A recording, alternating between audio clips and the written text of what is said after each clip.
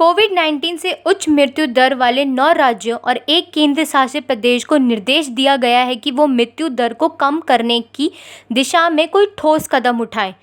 प्रदेशों को सलाह दी गई है कि वे अपने सभी जिलों में मृत्यु दर को 1% से कम रखने की दिशा में कदम उठाएं और इसके लिए कुछ उपाय भी सुझाएं। उच्च मृत्यु दर वाले राज्यों को कोविड अस्पतालों में उपलब्ध बेड की संख्या और एम्बुलेंस सुविधाओं के बारे में आम लोगों को अवगत कराने को कम से कम समय में एम्बुलेंस सेवा उपलब्ध कराने को कहा गया है।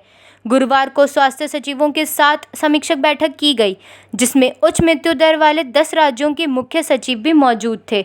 यह बैठक वीडियो कॉन्फ्रेंसिंग के जरिए की गई।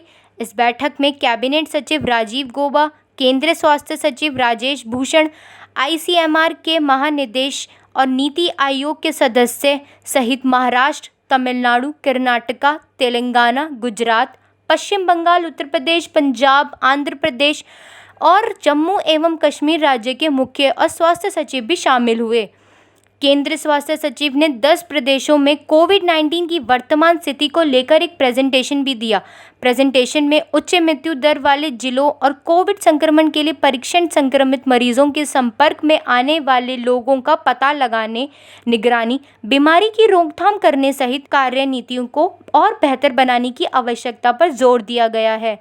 स्वास्थ्य सचिव ने एक बयान जारी करते हुए कहा, यह पाया गया है कि पिछले 2 सप्ताह के दौरान देश भर में कोविड-19 बीमारी से मरने वालों में 89% मौतें इन 10 राज्यों व केंद्र शासित प्रदेशों में हुई हैं।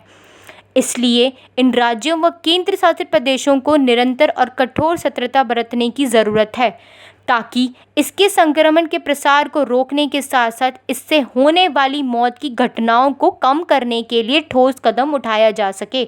इन राज्यों को सुझाव दिया गया है कि वे प्रभावी नियंत्रण, संक्रमित लोगों के संपर्क में आने वालों का पता लगाने और निगरानी पर बल दें।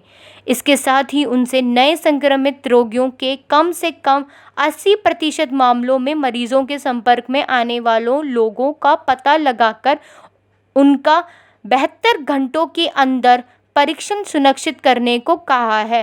इन राज्यों को सुझाव दिया गया है कि संक्रमण या पुष्टि दर को 5% से कम रखने के लक्ष्य के साथ सभी जिलों में प्रतिदिन प्रति 10 लाख की आबादी पर कम से कम 140 परीक्षण सुनिश्चित किया जाना चाहिए। एक सुझाव यह भी दिया गया है कि सभी राज्य निरीक्षण, नियंत्रण क्षेत्र व स्वास्थ्य देखभाल केंद्रों पर एंटीजन परीक्षण कराएं और बीमारी के लक्षण वाले मरीजों के परीक्षण में पुष्टि नहीं होने के बाद फिर से उनकी RT-PCR जांच करवाई जाए।